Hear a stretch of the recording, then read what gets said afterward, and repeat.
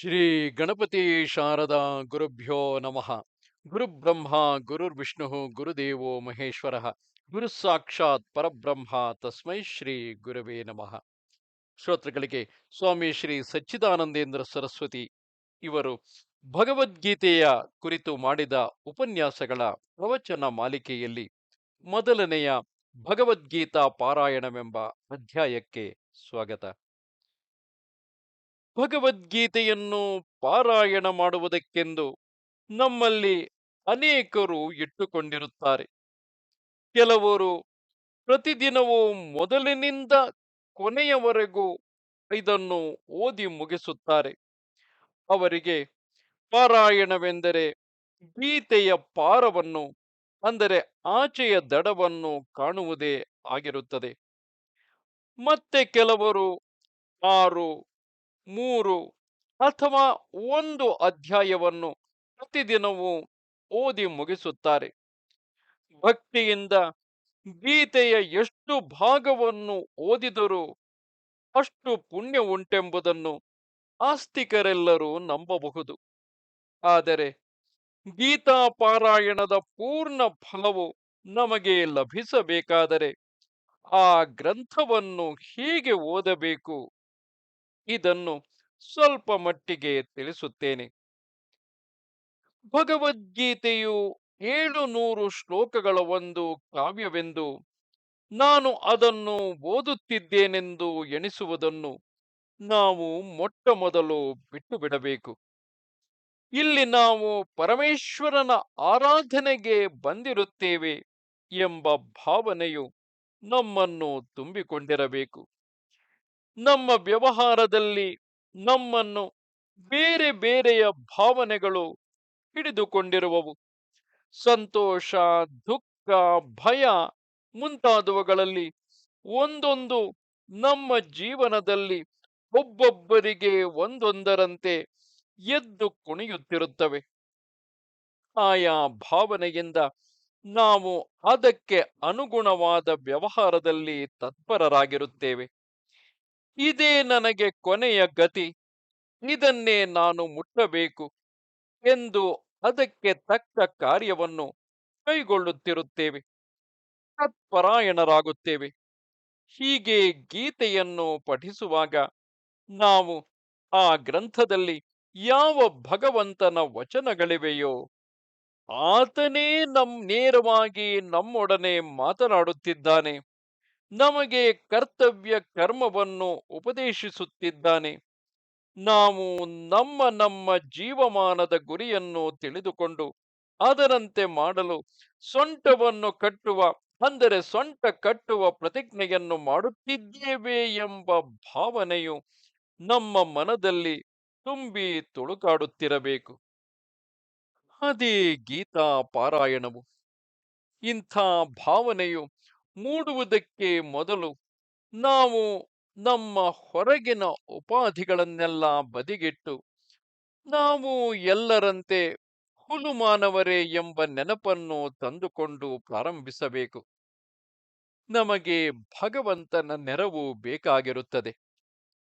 ಆತನ ಬಳಿಗೆ ಶರಣು ಬಂದವರಿಗೆಲ್ಲ ಆತನ ಅಭಯ ವಚನವಾದ ಭಗವದ್ಗೀತೆಯು ಸಮಾಧಾನವನ್ನು, ಉತ್ಸಾಹವನ್ನು, ಧೈರ್ಯವನ್ನು ಕೊಡುತ್ತದೆ ಎಂದು ದೃಢವಾಗಿ ನಂಬಿರಬೇಕು. ಭಗವಂತನ ಸನ್ನಿಧಿಯನ್ನು, ವ್ಯಾಪ್ತಿಯನ್ನು ನಮ್ಮ ಹೊರಗೂ ಒಳಗೂ ಮನಮುಟ್ಟುವಂತೆ ಭಾವಿಸಿಕೊಳ್ಳಬೇಕು. ನಮ್ಮ ಅಂಗಾಂಗಗಳಲ್ಲೆಲ್ಲ ಆತನ ಸತ್ತೆಯು ಇದೆಯೆಂಬ ಅರಿವು ನಮ್ಮ ಮನದಲ್ಲಿ ಮಿಂಚುವಂತೆ ಪ್ರಯತ್ನಿಸಬೇಕು. ಇದೇ ನ್ಯಾಸವು. ಗೀತೆಯ ಉಪದೇಶವನ್ನು ಕಿವಿಗೆ ಹಾಕಿಕೊಳ್ಳುವ ಮುಂಚೆ ಮನಸ್ಸಿನಲ್ಲಿ ಗೀತೆಯ ಹೆಚ್ಚುಗಾರಿಕೆಯನ್ನು ಮೆಲುಕು ಹಾಕಬೇಕು. ಮೂಲತಃ ಭಗವದ್ಗೀತೆ ಎಂದರೇನು? ಪಾರ್ಥಾಯ ಪ್ರತಿಬೋಧಿತಾಂ ಭಗವತಾ ನಾರಾಯಣೇನ ಸ್ವಯಂ ವ್ಯಾಸೇನ ಗ್ರಥಿತಾಂ ಪುರಾಣ ಮುನಿನಾ ಮಧ್ಯೆ ಮಹಾಭಾರತಂ ದ್ವೈತಾಮೃತ ವರ್ಷಿಣೀಂ ಭಗವತೀಮಷ್ಟಾದಶಾಧ್ಯಾಯಿನಿ ಅಂಬತ್ವಾಮನುಸಂದಧಾಮಿ ಭಗವದ್ಗೀತೆ ಭವದ್ವೇಷಿಣಿ. ಭಗವದ್ಗೀತೆ ಎಂಬುದು ಭಗವಂತನ ವಾಣಿ. ಭಗವಂತನಿಗೂ ಆತನ ವಾಣಿಗೂ, ಸೂರ್ಯನಿಗೂ ಆತನ ಕಿರಣಕ್ಕೂ ಇರುವಂತೆ ಅತ್ಯಂತ ನಿಕಟವಾದ ಸಂಬಂಧವಿರುತ್ತದೆ. ಆದ್ದರಿಂದ ಭಗವದ್ಗೀತೆಯನ್ನು ಒಬ್ಬ ದೇವಿಯೆಂದು, ಆಕೆಯ ಅನುಗ್ರಹದಿಂದ ನಮ್ಮ ಸಂಸಾರದ ದುಃಖವೆಲ್ಲವೂ ಹಾರಿಹೋಗುವುದೆಂದು ಆಸ್ತಿಕರೆಲ್ಲರೂ ನಂಬುತ್ತಾರೆ. ಶ್ರೀಮನ್ನಾರಾಯಣನ ಅವತಾರವಾದ ಶ್ರೀ ಕೃಷ್ಣ ಭಗವಂತನು ಪಾರ್ಥನಿಗೆ ಉಪದೇಶ ಮಾಡಿದ್ದು ಗೀತೆ.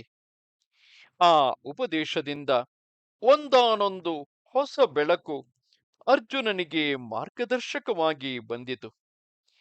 ಅದಿ ಉಪದೇಶವನ್ನೇ ಪೂಜ್ಯರಾದ ವ್ಯಾಸರು ಗೀತೆಗಳೆಂಬ ಹೆಸರಿನ 700 ಶ್ಲೋಕಗಳ 18 ಅಧ್ಯಾಯಗಳ ಗ್ರಂಥವಾಗಿ ಮಾಡಿ ನಮ್ಮಗಳ ಮುಂದೆ ಇಟ್ಟಿರುತ್ತಾರೆ. ಮಹಾಭಾರತದ ನಡುವೆ ಇರುವ ಈ ಗೀತೆಯೇ ಆ ಗ್ರಂಥದ ಸಾರವೆಂದರು, ಅಂದರೆ ಇಡೀ ಮಹಾಭಾರತದ ಸಾರವೇ ಭಗವದ್ಗೀತೆ ಎಂದರೂ ಸಲ್ಲುವಂತಿದೆ. ತತ್ವಾಮೃತದ ಸುರಿಮಳೆಯೇ ಭಗವದ್ಗೀತೆಯು, ಭಗವಂತನ ಕೃಪಾವೃಷ್ಟಿಯೇ ಅದು. ಇಂಥ ಭಗವದ್ಗೀತಾದೇವಿಯ ಧ್ಯಾನವನ್ನು ಮಾಡಿ ಭಗವಂತನ ಉಪದೇಶಕ್ಕೆ ಕಿವಿಗೊಡಬೇಕು. ಭಗವದ್ಗೀತೆಯಂಥ ಪ್ರಾಸಾದಿಕ ಗ್ರಂಥಗಳನ್ನು ಓದುವಾಗ ಭಗವಂತನನ್ನು ನೇರಾಗಿ ಕಂಡು ಮಾತನಾಡಿಸಿದ ಮಹಾತ್ಮರ ಸತ್ಸಂಗವು ನಮಗೆ ದೊರೆಯುತ್ತದೆ. ಭಾರತ ಕರ್ತರಾದ ವ್ಯಾಸರು ಅಂತಹ ಮಹಾತ್ಮರು. ಭಗವಂತನು ಅರ್ಜುನನಿಗೆ ಗೀತೆಯ ಉಪದೇಶವನ್ನು ಮಾಡಿದ್ದು ವ್ಯಾಸರ ಮಹಾಭಾರತದಿಂದಲೇ ನಮಗೆ ಗೊತ್ತಾಗಿರುವುದು. ಭಾರತವೆಂಬ ಎಣ್ಣೆಯನ್ನು ಹಾಕಿ ಅವರು ಜ್ಞಾನಮಯವಾದ ದೊಡ್ಡದೊಂದು ದೀಪವನ್ನು ಹೊತ್ತಿಸಿಟ್ಟಿರುತ್ತಾರೆ.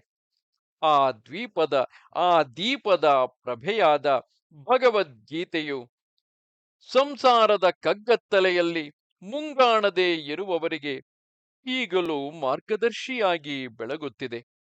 ಆದ್ದರಿಂದ ವಿಶಾಲ ದೃಷ್ಟಿಯ ವ್ಯಾಸರನ್ನು ನಾವು ಧ್ಯಾನ ಮಾಡಿಯೇ ಗೀತೆಯ ಪಠನಕ್ಕೆ ಹೋಗುವುದು ಅವಶ್ಯ.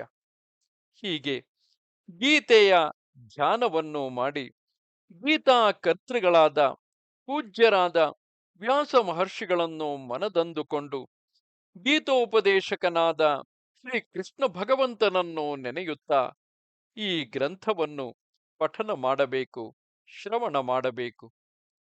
ಗೀತೆಯ ಧ್ಯಾನ ಶ್ಲೋಕಗಳನ್ನು ಬೇರೆ ಬೇರೆಯ ಕಡೆಯಿಂದ ಆರಿಸಿ ಕೂಡಿಸಿಟ್ಟಿರುತ್ತಾರೆ. ಅವುಗಳ ಅರ್ಥವನ್ನು ನಾವು ಮನಸ್ಸಿಗೆ ಹತ್ತಿಸಿಕೊಳ್ಳಬೇಕು. ಪ್ರಪನ್ನ ಪಾರಿಜಾತಾಯ ಎಂಬ ಒಂದು ಶ್ಲೋಕವನ್ನು ಪಠಿಸಿರಿ, ಮನಸ್ಸಿಗೆ ಎಂಥ ದೊಡ್ಡ ಭರವಸೆ ಸಿಕ್ಕುತ್ತದೆ. ಭಗವಂತನು ಶರಣು ಹೊಕ್ಕವರಿಗೆ ದೇವೇಂದ್ರನ ಪಾರಿಜಾತ ವೃಕ್ಷದಂತೆ ಕೇಳಿದ್ದನ್ನು ಕೊಡುವವನು. ಅರ್ಜುನನ ರಥವನ್ನು ಸಾಗಿಸುವುದಕ್ಕೆ ಕುದುರೆಗಳನ್ನು ನಡೆಯಿಸುವ ಕೊರಡೆಯನ್ನು ಕೈಯಲ್ಲಿ ಹಿಡಿದಿರುವವನು. ಆ ಭಗವಂತನೊಬ್ಬನಿಂದಲೇ ತನಗೆ ಗೆಲುವಾಗುವುದೆಂದು ಅರ್ಜುನನು ನಂಬಿ ಯುದ್ಧಕ್ಕೆ ಧುಮುಕಿರುತ್ತಾನೆ.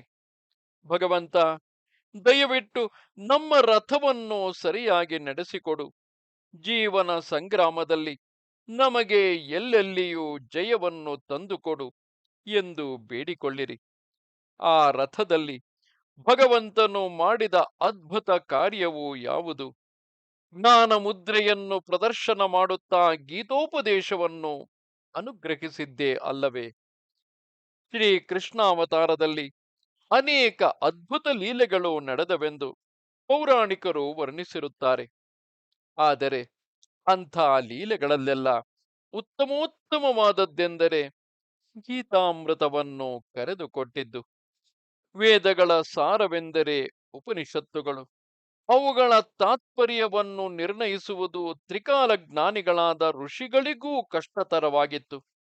ಆದರೆ ಬಾಲಲೀಲೆಯಲ್ಲಿ ಗೋವುಗಳಿಂದ ಸರಾಗವಾಗಿ ಹಾಲು ಕರೆದು ಗೆಳೆಯರಿಗೆಲ್ಲ ಕೊಟ್ಟಿದ್ದಕ್ಕಿಂತಲೂ ಸುಲಭವಾಗಿ ಶ್ರೀ ಕೃಷ್ಣ ಭಗವಂತನು ಉಪನಿಷತ್ ಗೋವುಗಳ ಹಾಲನ್ನು ಸವಿಯುವುದಕ್ಕೆ ಹಾತುವರಿಯುವ ವಿವೇಕಿಗಳಿಗೆಲ್ಲ ಕರೆದು ಕೊಟ್ಟಿರುತ್ತಾನೆ. ಹಸುಗಳು ಮೊದಲು ತಮ್ಮ ಕರುಗಳನ್ನು ಕಂಡರೆ ಕೆಚ್ಚಲನ್ನು ಇಳಿಯಬಿಟ್ಟು ಸೊರೆ ಸೊರೆ ಇಳಿಸುವುದಿಲ್ಲವೇ?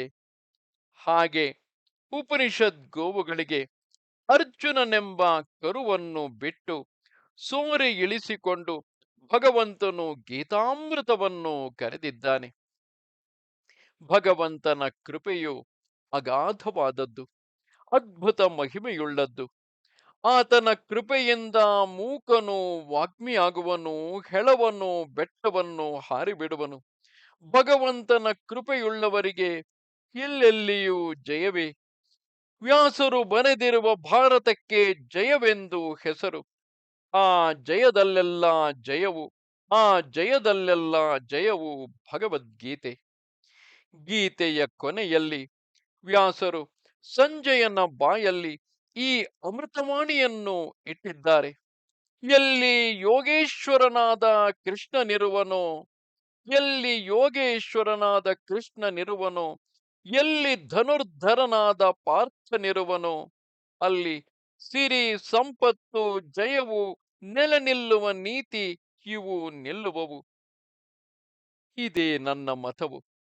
ಹೀಗೆ ಭಗವಂತನ ಸಾನ್ನಿಧ್ಯವನ್ನು ಕಲ್ಪಿಸಿಕೊಂಡು ಭಗವದ್ಭಕ್ತರಿಗೆ ವಂದನೆಯನ್ನು ಮಾಡಿ ಭಗವಂತನ ಹೃದಯವಾದ ಗೀತೆಯನ್ನು ಪೂಜ್ಯರಾದ ವ್ಯಾಸರ ದಿವ್ಯವಾದ ಗ್ರಂಥದಲ್ಲಿ ಎದುರುಗೊಂಡು ಸ್ವಾಗತಿಸಿ ಆರಾಧಿಸಲು ಹೊರಟವರಿಗೆ ಗೀತಾ ಪಾರಾಯಣದ ಪೂರ್ಣ ಫಲವು ಹಸ್ತಗತವಾಗುವುದು. ನಮಸ್ತೆ ಶಾರದೆ ದೇವಿ ಕಾಶ್ಮೀರ ಪುರವಾಸಿನಿ ತ್ವಾಮಹಂ ಪ್ರಾರ್ಥಿಗೆ ನಿತ್ಯಂ ವಿದ್ಯಾದಾನಂಚ ದೇಹಿಮೆ. ನಮಸ್ಕಾರ.